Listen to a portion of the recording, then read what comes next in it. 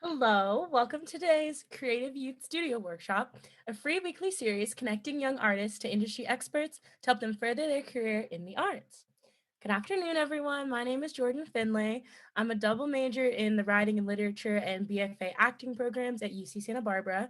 I'm also the reigning winner of the California Playwrights Project for my original play, Feliz Cumpleaños, and I'm currently a finalist again for my 2021 piece, The Love Project. My most recent script, Why We March, just had its debut at Santa Barbara on Sunday. I've been dancing since I was 3 years old, and I have trained at Dancing Kids San Diego, Transcendence Youth Arts Project, Malishak Dance, and Francis Parker's varsity cheerleading and varsity dance teams. I currently take ballroom and street dance classes at UCSB. Today's episode is called 8 Counts to Becoming a Professional Dancer, and we'll be discussing more practical advice on everything you need to know about the dance world. I'm so very happy to introduce Elvina Adams. Elvina, aka Elvie, is a San Diego-based choreographer that choreographs for the Old Globe's Summer Shakespeare studio. She's been choreographing all throughout San Diego County for over 10 years. Elvie teaches a variety of styles and has choreographed for competition teams of all ages, winning numerous first place awards and judges' honors, teaching packed classes at Culture Shock, and even producing sold-out shows. Elvie. Hi. Thank Hi. you, Jordan. I'm so happy to be on the Jordan Show. This is going to be so much fun. Yes, period. I remember the first time we met, it was during Old Globe's Summer Shakespeare Studio, and I played Camillo in The Winter's Tale. But I remember that the dance parts of the rehearsal process and of the show were my favorite, but I was super frustrated because I was trying to learn what you were showing us, but the choreography always looked really different on me. And then you told me it had something to do with like spending time training in different styles from each other. And like, do you remember that? Yes, I do. And it was crazy because then when we were talking about it, it turns out I knew your choreographer from high school. And I was even able to tell that that was your choreographer. Do you remember that? Yeah, Raul, period, shout out. Yes. And so dance has a plethora of styles. And whether you're a new dancer or whether you're an experienced dancer, there are just so many different avenues that you can take in dance, which is really great and fun. So with Jordan and I was teaching the piece in the Old Globe Summer Shakespeare Studio. And I could tell she was a dancer by the way she moved. But the way she was moving was very individualistic to the style. And so I knew, okay, she's a dancer because there's a different kind of element to it. So a lot of different dance styles will influence the way you move. So that's a lot of fun because it influences your choreography as well if you decide to choreograph one day. And so dance has a plethora of styles to offer. There's tap, there's hip hop, there's ballet, there's ballroom, and then within that, you have a bunch of other styles within that. So in hip hop, there's whacking, popping, locking. In ballroom, there's salsa, tango, flamenco. You have cultural dances, Bollywood, tinikling. So all those are really fun. And whether you're a new dancer or an experienced dancer, I recommend getting out of your comfort zone and trying a different style. So let's say you're into hip hop, I would say try salsa because it's going to work on your footwork, or tap. If you're in ballet, try hip hop because it's definitely a different style and your core is going to be different. So ballet's more on top and hip hop's more lower for your core. So that would definitely expand you as a dancer, whether new or advanced. Oh my gosh, I had a friend in high school and he was a baseball star and he would he literally take dance classes because he was like, oh my God, I'll be more nimble in the outfield. And we were like, Nick. But It's he true would though. Have you seen Dancing with the Stars? They use football yeah, players all the time and they win. they Barry win. Rice, he Yeah. won. Yeah, so I think that was really cool. But the first dance style I fell in love with was tap because my mommy Me made me do it too. when I was 3. Me And then I got older and I was on the dance team in high school and we did a lot of salsa for like our like 30-second quarter dances. So then I ended up taking ballroom dance lessons outside of school and too. I do it like in college now. And so I was wondering, after you find the style that you love and then you decide, oh, I want to go deeper into that, what are the next steps? Yes, that is a great question because I feel that's what a lot of people have and don't realize that there are actually steps to growing as a dancer. So for me, I think the biggest thing that you would want to do is train 3 to 5 times a week for at least 2 to 4 hours. Think of it, I mean, homework sounds boring, but think of it in that way. It's your passion, it's something you want to develop. So you need to put in the time and the effort for it. And being consistent. So it's fun to try the different styles, but if you want to grow in ballroom or if you want to grow in tap or hip hop, you want to consistently be training in that. Like there was one guy, and when I first saw him, he was not very good. I'm just gonna say it nicely. He was not very good. And this boy would take Sean's class all the time at Culture Shock, Sean's hip hop class, and he would go home and practice and practice and practice. And now this guy is so good, and he's one of the main dancers at SeaWorld. And it was just from that dedication, like really going home. He would practice all the dance moves that he learned on there. You know, you could watch dance videos and practice those, and making sure you're stretching at home, making sure you're stretching, please make sure you're stretching and staying hydrated because it's really important to take care of the body. And I feel like when you're younger, you're like, I got this. I can like go to sleep in it. I can stay up late. I can do whatever with my body, and it's going to hit you when you're older. So if you can take care of your body now by stretching properly, drinking, working out, that's going to help a lot. Trust me. And another great tip is to find a mentor. So when I started in dance, I was on Culture Dance team because there's a dance studio team. And there was a team called Aftershock, which was for older people. They were like 10 years older. I don't know. And I mentor Melinda on there. She saw me dancing on the team. And from there, she actually asked me to start teaching with her. And I was able to learn a lot from dance through her and also bouncing off different styles and techniques, and also just how to run a classroom and how to do many different things and how to be as a teacher and also how not to be as a teacher and what implements that, as well as being a dancer on a dance team. Period. Okay, so you're talking about how the first step is always to like start learning, start taking classes, but a lot of people are learning about dance through TikTok right now. And there's like a different Wow. dance trend every week. It's kind of out of hand, it's kind of crazy. But well, for me, since I like have been trained as a dancer for most of my life, that the TikTok dance is just like a fun way for me to keep moving like in my bedroom. But what is your advice to someone who is seeing these dance trends and like practicing them and learning them, and it's making them realize that they want to learn more and become a dancer and not just like a TikTok dancer? Yes, I would definitely say to get out and train. I mean, I know with COVID right now, a lot of studios are closed, but there's actually a lot of studios that are doing outdoor classes. So I know that there are some that are either doing outdoor or that they are doing social distancing with masks. So, like, if you're in San Diego or anywhere really, I would Google as well as look on Yelp and Instagram to see what classes people are posting, what's currently open. Community is huge. So it really makes a difference taking a class with people and feeding off of that energy. There's an app called Steezy, and with that app, it actually has TikTok dances. It has tutorials for beginners, intermediate, advanced. It has tutorials for if you just want to learn certain movements in a style. It has warm up. It has even an option to film you so you can see yourself in the class.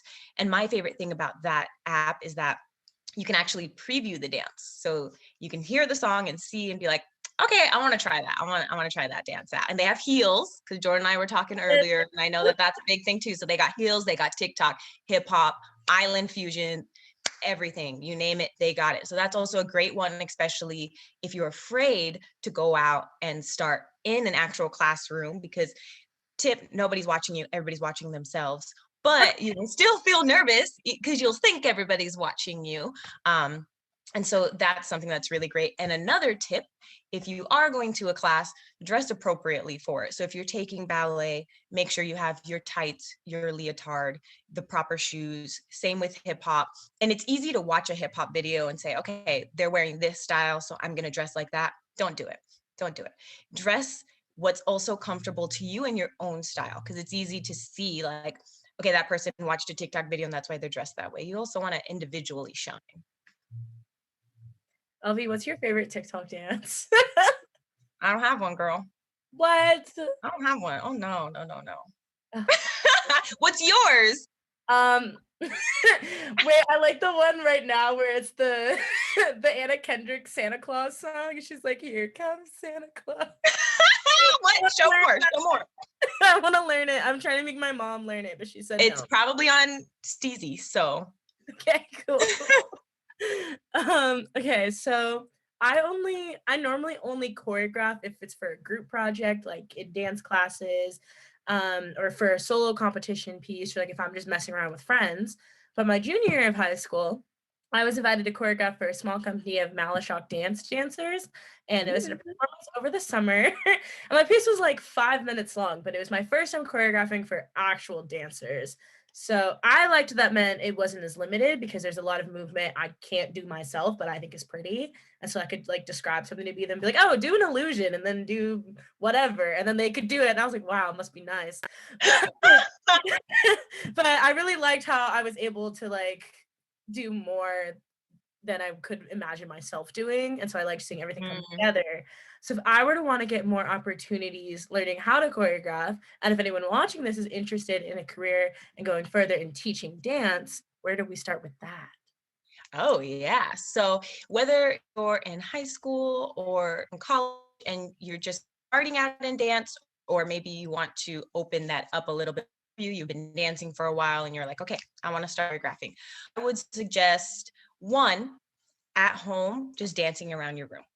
A lot of the ways I choreograph is I actually listen to the song first, and then I just kind of picture it like a movie. So that would help the theater buffs because I have a picture. playlist. I literally have a playlist on Spotify that's like songs to choreograph too. Me too. Me too. But that's so great for visuals because even if you can't do the move like we were talking, you'll never know if you're going to put it on somebody who can, or it'll at least inspire you to start thinking of how a dance would look. So finding your own music, getting to just envision that. And then I start with creating a simple 8 count. So the count is 1, 2, 3, 4, 5, 6, 7, 8. And it could be as simple as together, now step and clap and turn and clap and turn and clap, just to get your body moving and understanding the musicality, which is the way you're moving to the music. And then you can grow from there. So, okay, I did a step and clap. How can I expand on that? Oh, I can go lower, I can spin, I can jump high, and can start slowly adding on to that. A huge thing is do not steal those choreo. It's okay to see a dance move that you've seen on TikTok and you're like, oh, this move's really cool, so I'm gonna throw that. That's okay. When you're actually stealing actual whole sets or even, very long segments of dance, that's a huge no-no. And it gets kind of blurry from time to time because, nobody created that move. And so it gets all blurry, but you just err side of caution. And you also want to be your own individual, unique self. I think a lot of dancers get really intimidated with their own choreography, if people are going to like it or not. But if you stick to who you are, that's what's going to shine through, and that's what's going to attract and draw people. I had a student at USD who I won't name, and we had like 4 boys in the class, and he stole someone's choreo. And he didn't steal someone's choreo in the class, it was his teacher. And I could tell because as a dance teacher, I knew his style, I knew his level of comfortability and movement in dance.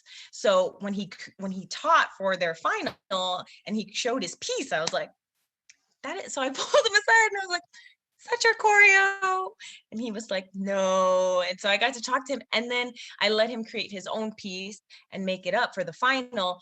So amazing. It was so much better watching him do a simple dance than him trying to do this crazy experienced advanced piece to try to look cool. Like, his dance was so good and just way better than what he tried to duplicate. So really express yourself. That's the whole point of dance. That's the whole reason why we dance, is to express ourselves and put that out there. And so if people don't like it, somebody's going to like it. I guarantee you somebody will like it. Like Jordan's TikTok with how many followers she has. Oh my God, we don't need to talk about my TikTok. Stop. But follow me. It's Vogue Jordy. Anyway.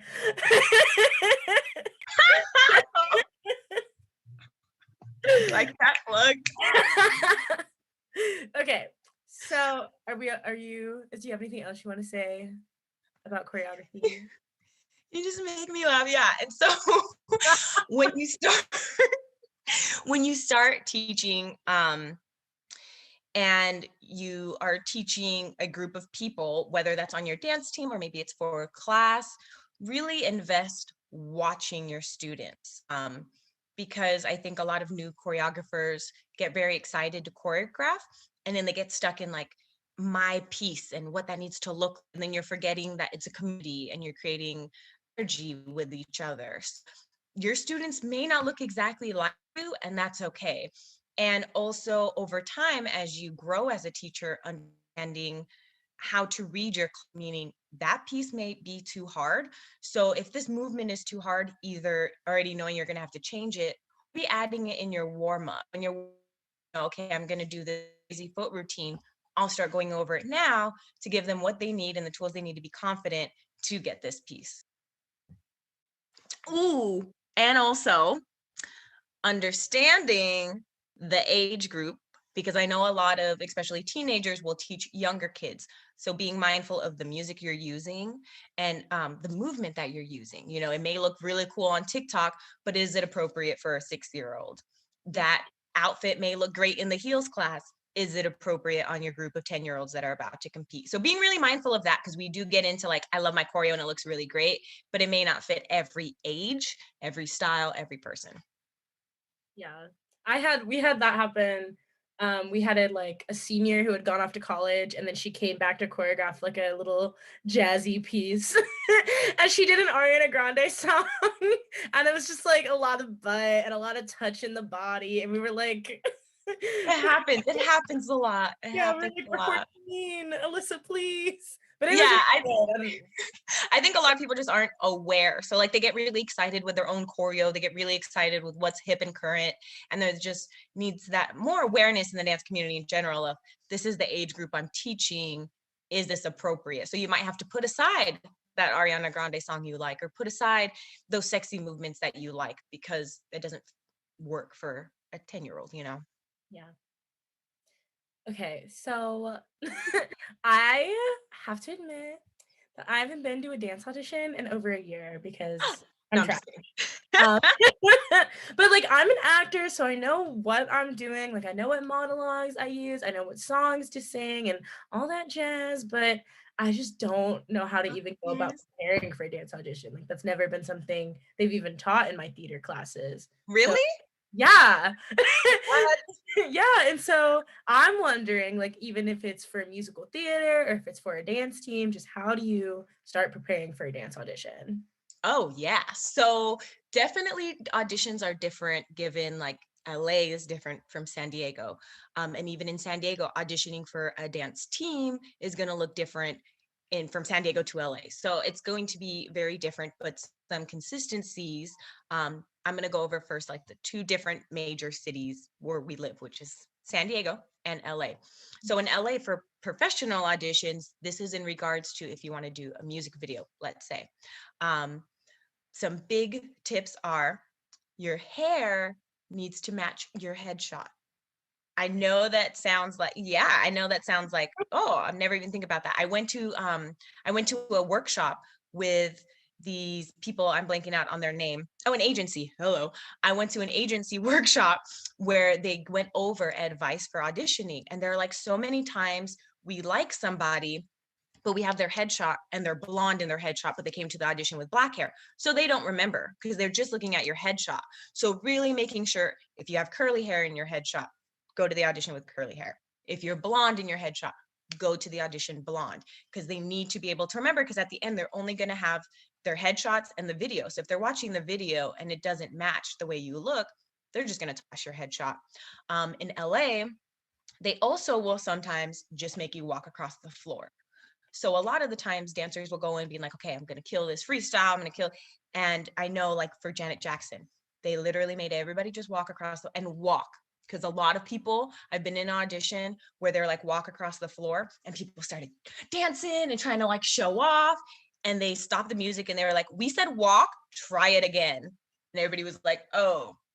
And I know like, and I know in New York for Janet Jackson, they did the walk across, cut like half of the people from walking. Yeah. So Wait, then just how do you prepare. walk? Next question. How do you walk? So just be prepared for anything. That's not every audition, but sometimes they have a certain look, and technically they're not legally allowed to be like, we're only looking for white people or we're only looking for Black people, but they are looking for a specific look or a specific height. So they'll make you walk across. So also know if you walk and you get cut, it's not because you're ugly, it's because sometimes they're just looking for something specific. Why are you laughing? I'm just being honest. Thank you, LB. We're not ugly. Got it. Because you're not, okay? We're all beautiful. And so just so you know, because it is intimidating that you're going in there and then all of a sudden you're like, oh, I'm literally just walking. Okay, and you're literally just, okay, I'm just walking. Bring water and snacks because it is a long process. So a lot of the time, and get there early for parking and to stretch, because you're also gonna have to sign in, and sometimes the line will go around the building. So make sure you're getting there early because you're not gonna find the building, you're not gonna parking, especially in LA. Have your resume, have your headshot all together. You're going to sign in, start stretching. They're not going to stretch you out. Maybe one in a while they're going to, but most of the part they're just going to hop right into it. So start stretching, start getting warmed up, listen to music to hype you up. Then they're going to go into, the routine, then keep practicing that. Just keep practicing that after you learn it, because then they'll start going into smaller groups where you will do the dance, and then there'll also be a segment to freestyle to show what you have. And they're most likely they're going to do it twice. So you'll be in the front one time, you'll be in the back the second time. And that's very similar to dance team auditions where you do it twice, but it is different in San Diego than in LA. Whereas the OC is what it's called, the OC competition dance teams, that is a whole week process. Don't know how much has changed since I last auditioned, but it's a whole week process where like Monday you're learning one person's choreo, Tuesday you're learning another person's choreo, Wednesday you're choreographing with a group of people that you got put into because you guys got to cook together, and then Thursday you're practicing, and then Friday you're auditioning it, including both pieces and your own piece that you create with your team. So that's a whole week long process. Don't know how much of that has changed because I haven't auditioned in OC for a while, but that's what it was. Whereas in San Diego, it's all day. So you go in, you're learning it with like 100, 200 people, and then they're doing it either sometimes you're doing the small groups in front of everybody, and sometimes you're not. Sometimes they'll take you into another room, and then they'll do that sometimes multiple times. So be prepared to be called back, meaning you've already auditioned, you started dancing, and then they were like, okay, and then an hour later they're going to call your number again. So be prepared for that. The fun thing about dance teams is that they're not always looking for the perfect best dancer. They're looking for heart, they're looking for dedication, they're looking for how much you're trying. Can you grow as a dancer? Can we grow you as a dancer? So don't think, oh, I'm not there yet, I can't audition. I auditioned for like 10 to 15 dance teams before I made it, because I was like, it's all an experience. You learn people, you network, you have fun. And then from there, it's like, oh, okay, I'm starting to get the hang of it. I'm starting to learn and understand what all of this is.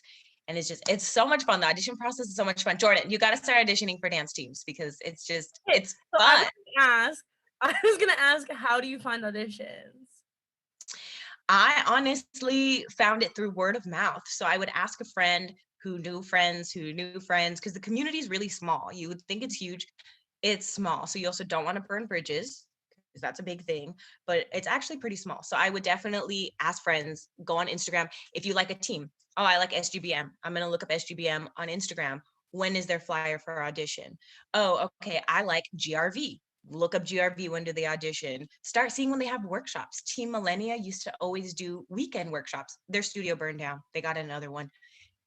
I don't know what's happening now, but they used to do weekend workshops. So that's also a great thing. It's great for networking. It's great to see, do you like the style? Do you like the team members?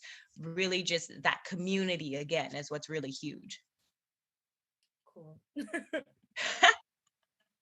Um, oh, okay. So you were talking about, you ask around with word of mouth. So in high school, I was training with this choreographer, and he was really interested in like my theater background because I started out in dance, but then dance got me into theater, and then somehow I became a theater major, and I don't know, it's a whole thing.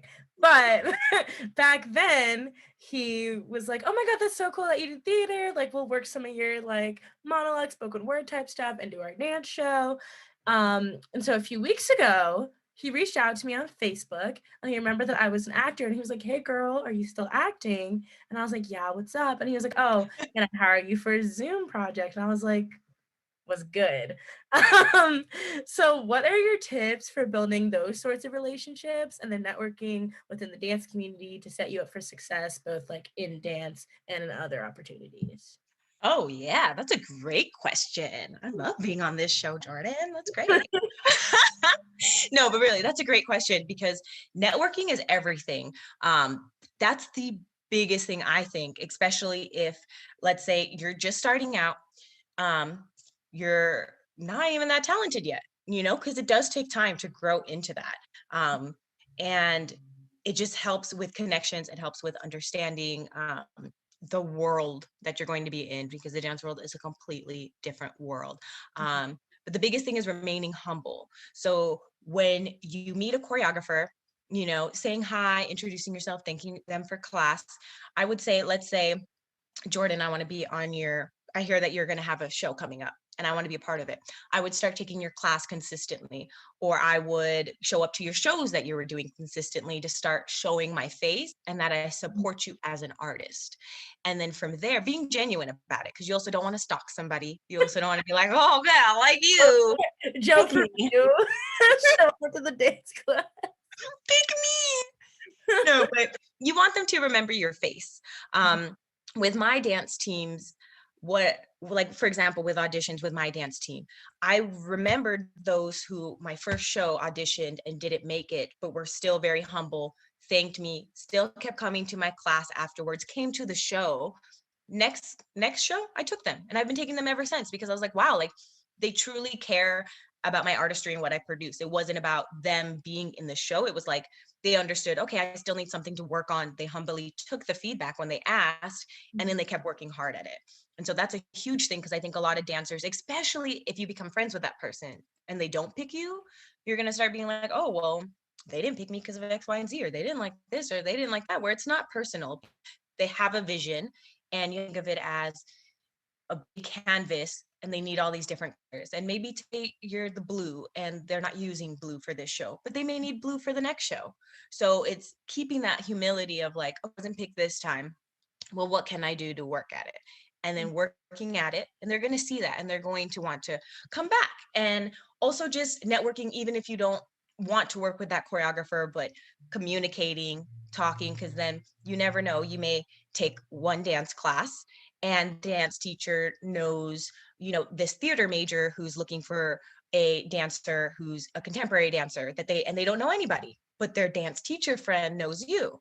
They're going to be like, hey, this person takes my class, you should be interested in them. So it's like all this little hub of connections, kind of like your story where you're talking about, like, it will connect to different avenues that you may not know. So also really being open to, oh, okay, you're asking me to perform at this festival.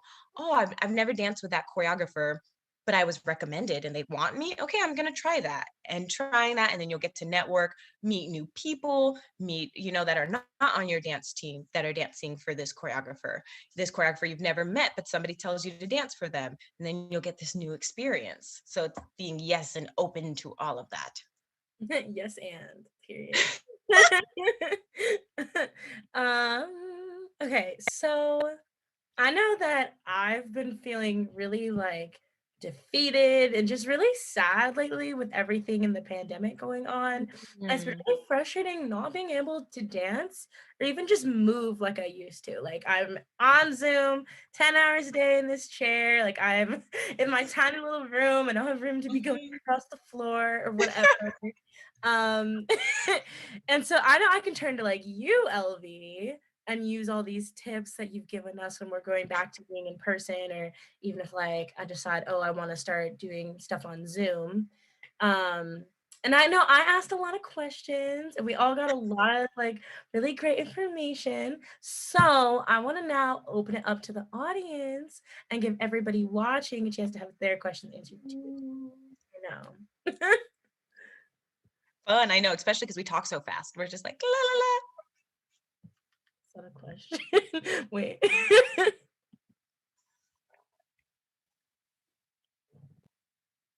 Oh, okay. So I know that there aren't a lot of diversity roles in theater, which is one of the reasons why I like to be a playwright, so I can just make them myself. So is that lack of diversity still really present in the dance community too? I love that you bring that up because I'm going to give my honest opinion as a woman of color. Um, I've never had that issue. Now, I've had an issue where I'm teaching at an all white studio, and obviously I can feel that I'm a person of color, and they may say offhand remarks, not rude or racist remarks, but remarks that they don't understand could be perceived that way. Just like out Um, of pocket. huh? Just out of pocket. Yeah, like for example, in the hip hop community, it used to be a big thing to wear your pockets out of your baggy sweatpants.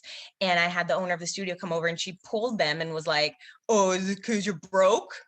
And it's like, "What?" Yeah. And I'm like, "Okay." I was like, "No."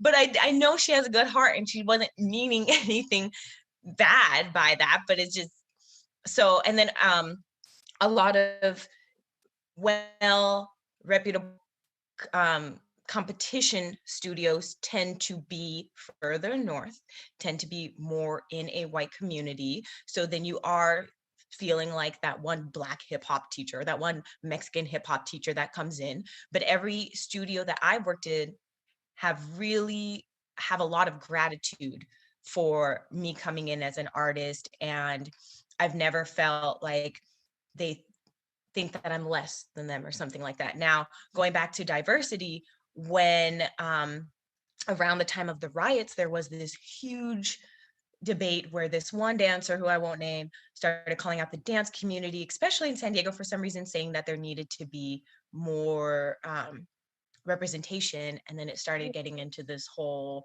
like white people shouldn't teach hip hop and they can't be this and that, and give opportunities for black people. And personally, I've taught at Culture Shock for 10 years. I not 10 years. I've been at Culture Shock for 10 years and Mhm. I've never once experienced discrimination.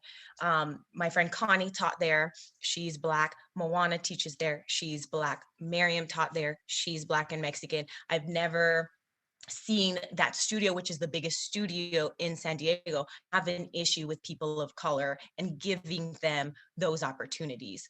To be honest, and this is just from my perspective, it could be somebody different. To be honest, I don't know a lot of Black people that want to choreograph.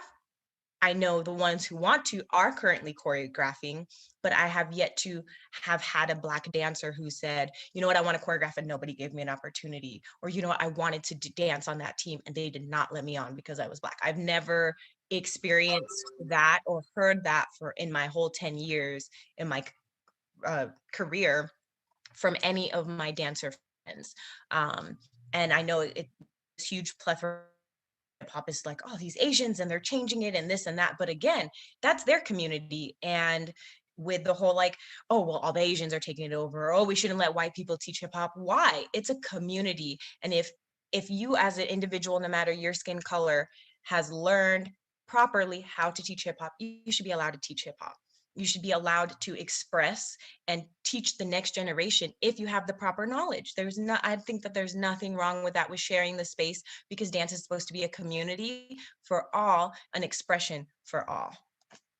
Wow. I know that's my opinion, which I feel like nobody's gonna agree with because everybody was like super upset. But I'm like, I know all the people that I met in the dance community of various backgrounds and colors of the rainbow, of their skin color, all genuinely love what they're doing, don't have a racist heart, don't have anything bad to say about somebody because of their skin color.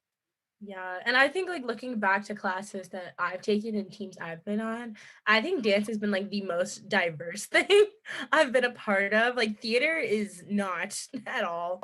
Um, It's not. Cheerleading was not. I was the only Black person. Robotics like kind of was, but it was still like, Black people don't know how to be engineers because we don't have the same resources. So that was kind of hard. But I think dance has always pretty consistently been a good mix of people.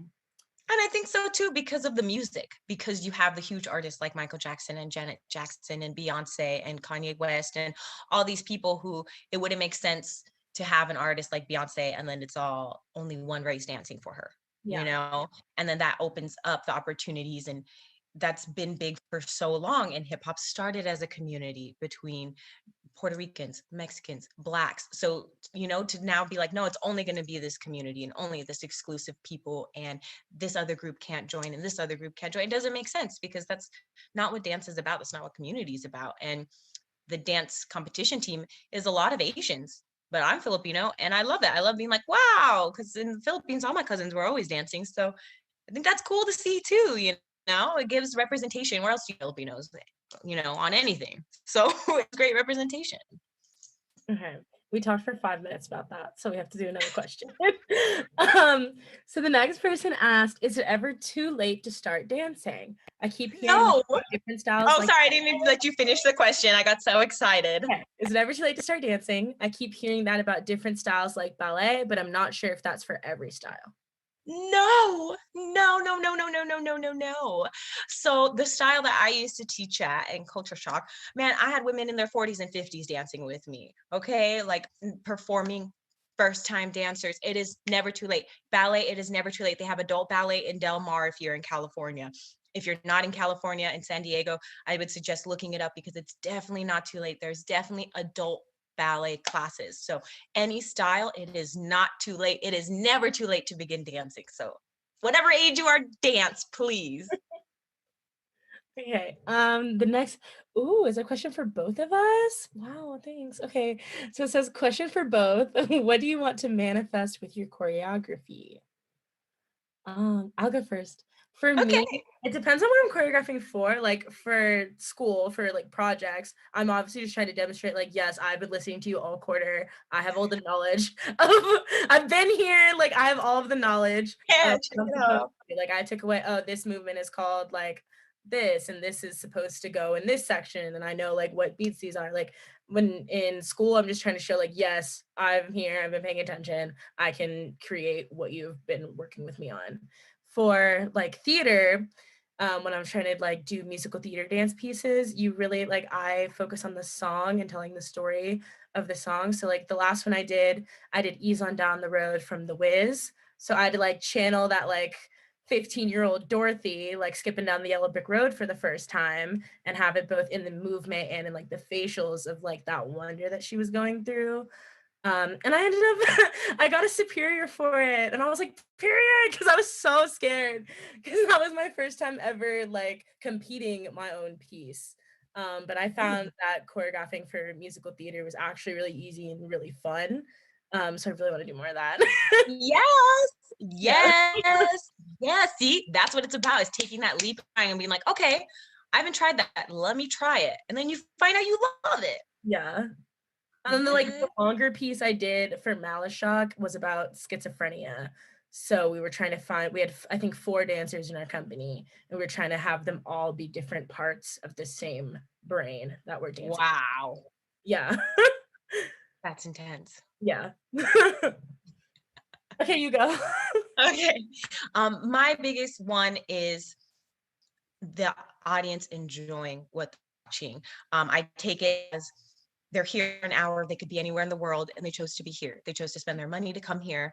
And I want them to throw all their cares out. I want them to not worry. I want them to just fully immerse and enjoy what they're watching and leave inspired. I want them to be like, that was so much fun. I want to go home and dance. Or that piece made me think about something. And so now I'm going to expound on it. Like, a lot of my shows are super fun. But sometimes I try to do a different element to a story. Like, for example, I had a friend named June, and we did his life story where he, I would say is gender fluid and was exploring that. And I told his story of how it was growing up feeling that way. And all the dancers took it very personally. It was very, brave of June to want to share his story and allow me to create it. And the dancers were just able to really dive into the care of a person's personal story, and to put that on stage and to be able to share someone's story like that and have it manifest into, okay, I hope that they have love and care and compassion for people's individual stories and walks in life. And then likewise, I love also creating fun stories. Like I did one of a woman who was a lady killer, but CEO by day and a lady killer by night. So also just like, oh, this is like fun, funny enjoyment things, you know? And so manifesting just a community of this mutual feeling of love and energy and enjoyment. That's my biggest thing. Yes. Okay. Oh, this is an interesting one. Okay. They ask, you know how in sports outside of injuries there's a prime time? Is there such a thing in dance? I'd love to be able to do it my whole life. Girl, I started when I was 3. Like, I was like, wait, prime time? I could not stand up and I was still a grooving. Actually, the first time I ever stood up in my life, I was listening to Dancing Machine by the Jackson 5, and I was like, so Michael wrote this about me. And I got up and I started dancing, and I started like training when I was 3, and then I've just been kind of doing it on and off ever since then. And like, yeah, I'm only 19, but I don't really think there's ever going to be a time in my life that I don't want to dance. So I That's don't a think it's a great time question. call. As long as you're like healthy and able, then it's your time. Yes, and that's a great point with primetime, which, side note, I love your story. If I had time, I would run and get the picture of my dad with Michael Jackson to show everybody, but don't have it because he was a songwriter. Anyways, prime time. So I get what you're saying if we're going off of what Jordan's saying of like that area of like, oh, I shine from 19 to 25, right? That's what we're talking about.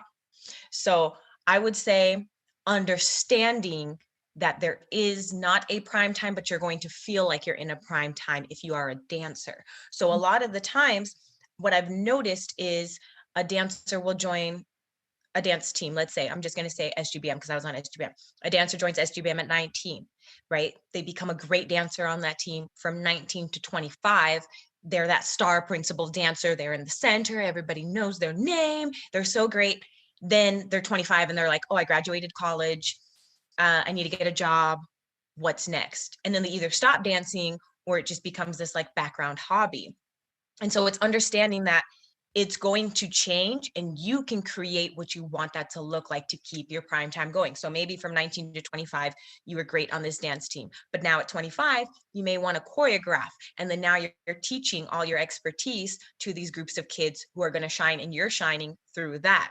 Or maybe you want to open up a dance studio. Like a really big thing is if you love dance, seeing how you would like it to evolve as you grow older.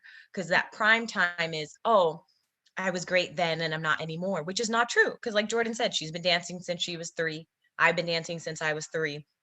It keeps going. And as long as you allow it to evolve and change and enjoy the evolving and the changing that's occurring, you know, you never know. You might enjoy taking ballet from 30 to 40. And then in your 50s, you find out you love ballroom or you love swing and you start competing in swing dance. So just being open to those different avenues and understanding there's so many different styles you can shine in and so many different paths you can continue to take to continue that prime time on. Yeah, and I know with sports, obviously there is a prime time. Like if you're not drafted by 26 in baseball, they pretty much tell you to quit. But a lot of, like I said earlier, a lot of athletes use dance to prolong their prime time in sports. And the dance is not something where it's like, oh, if you don't have this skill down by a certain age, you're never gonna make it. Like there's so many different styles that maybe you can't be a ballerina when you're 90, but that doesn't mean you can't pick up like any. You don't know. Yeah, like, so many opportunities. So just as long as you want to do it, then do it. Okay. Yeah. This question is, I love, in all caps, I love hip hop, but I hear a lot about appropriation. Is that something I should worry about?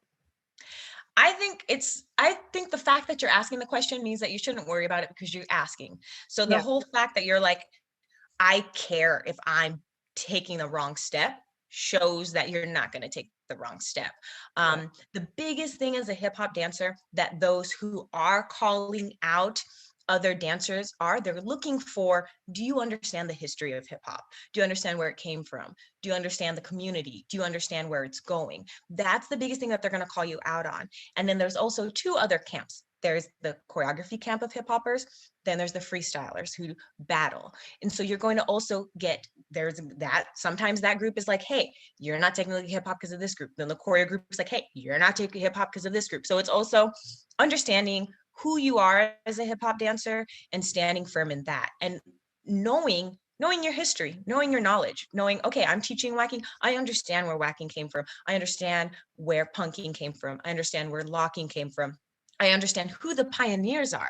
I understand why it's evolved into this. Really knowing your history, you're going to be like, I got this. And if anybody tries to come at you, you're going to be like, I know my history. Do you?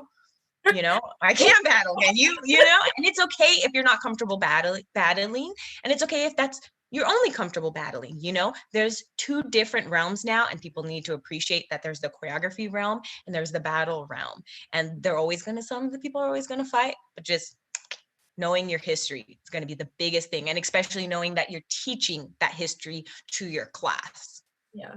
And it sounds like you're already really conscious of it and thinking of it anyway. So like, unless you're putting a team of white girls in dreadlocks, then I'm not gonna think you're sus. Like, Yeah, like you understand. Your heads and your head and your heart are both in the right place. So yeah. Okay. Someone asked both of us. Wow. Someone asked, what projects are we working on? Dance wise, for me, I'm just taking like movement classes at Santa Barbara for like acting and learning how to connect my body to my acting. Nice. And then in theater, I'm cast in a play called Under Normal Circumstances by Brian Otanyo, who homegirl just got a deal at Netflix. So I'm like, okay, Brian. Networking and connections, networking and connections. Hey. And then I also have 2 new scripts that are in development right now that I wrote. So that's me. Nice. I'm working on a show that I've been wanting to produce for like over a year now, but I'm not going to say much about it because I don't want to give anything away, but I've already started to plant in my mind who I want to ask to be a part of it, because I want it to definitely be this collaborative with poetry, with singing, and with dance. Okay. Another one for both of us. I love my fans. Okay. Oh, you Jordan show. The Jordan show. Do you have a favorite dance scene from a movie? I know I love that random dance in the Umbrella Academy. I do actually. My favorite is the Austrian waltz in The Sound of Music that Maria and Captain Von Trapp do. And I've always thought, oh my God, I want to play Maria so badly just so I can do that waltz. Like, did you go and watch Grace in that at Helix High? Oh my God, where they have the actual set from the Broadway show? Yes. Is that from there? Yes, they have the actual set. I was so mad. It was so good. Did you watch it? It was so good. It was, yeah. Shout out to Grace if she's watching. We'll see if she listened because she got a plug. So bad. My favorite growing up was Step Up to the Rain. I knew you were gonna say Step Up too. How'd you know? Moose, the rain scene. I literally knew you were gonna say. That's sick. I literally No. Did you ever watch Save the Last Dance with Julia Roberts or Julia Stiles? No. So it's a meme now where they make fun of it because it's like, oh, my 7-year-old thought this was so cool, but my 7-year-old self did really think that was so cool. So go look at it, because I taught myself it. I was hopping over the chair, I was doing everything. And when you watch it now, everybody's like, it's a meme because they're like, that choreo's trash. But when you're 12, you're like, this is the dopest thing. I'm jumping over this chair, I'm doing hip hop and ballet at the same time. Oh, I'm in. That's so funny. I also loved Another Cinderella Story with Selena Gomez and Joyce Seeley. No, girl, no. But it's like, have you seen the meme where they make fun of Hayden Panettiere where she's trying to crump? Yeah, that was messed up. I know they went there. My husband's always showing me that and cracking up. Okay, this is another one for you, Elvie. They ask, I'm not a professional and I have the skill and the coordination, but I just want to dance for fun. Are there community groups or exhibition groups, etc.? Oh yeah, definitely. That's a great question. Yes, there's definitely a plethora of just teams that are not competitive, teams that just want to perform. I don't know how to ask the person's in San Diego because then I would tell you if the teams are there or not. But definitely look in your community because there are definitely teams like PGK. They don't compete in their contemporary team here in San Diego, and he just produces shows. That there's definitely a great avenue of that if you go searching for it, of people who just love to dance and just want to perform or just train. Some people just want to get together and train, and there are choreographers who are like, oh, okay, I just want to help develop people or have a community where we dance and have fun. That's also definitely a thing. That's something I like to do. Yeah, and then the cool thing about that is when you're on these or in these groups for fun is if you decide you want to do it more professionally or compete, then a lot of time you're able to pull from that network of people you already know just from having fun, and then you'll be able to transfer over. Oh yeah, Yeah. definitely. Um, Final fun comment for Jordan. Wow. I love Wow. you slang. I'm learning from Jordan. I'm now hip to the beat. Ha ha. Wow, I love that for you. I'm happy to help. Okay. Okay, so that's so funny. Wow, that's kind of sick, but whatever. Okay, so I think that was the last question we had. So I'm gonna say thank you so much to Elvie for this. Elvie, stop laughing. I'm trying to I'm trying to praise you right now. Let's focus. Okay, let's channel that energy. Thank you. Okay, so thank you to Elvie for this amazing conversation. And I wish we had more time. I'm sorry we don't, but if anyone has any more questions, Elvie's contact information will be shown at the bottom of your screen.